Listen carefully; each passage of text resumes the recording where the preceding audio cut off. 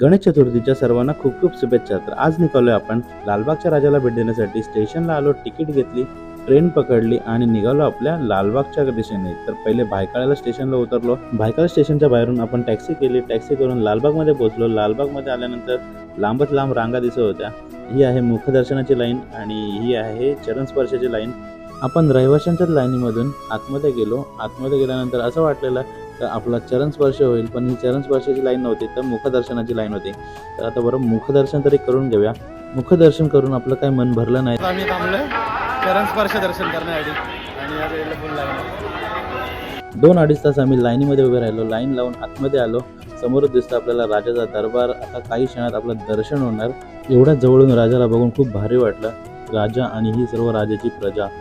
खूप असं वाटत होतं का राजाकडे बघतच राहावं. मन भरून आलं. खूप मस्त वाटत होतं. तर आपण दर्शन केलं आणि खूप भारी वाटलं. तर पुढे गेलो आणि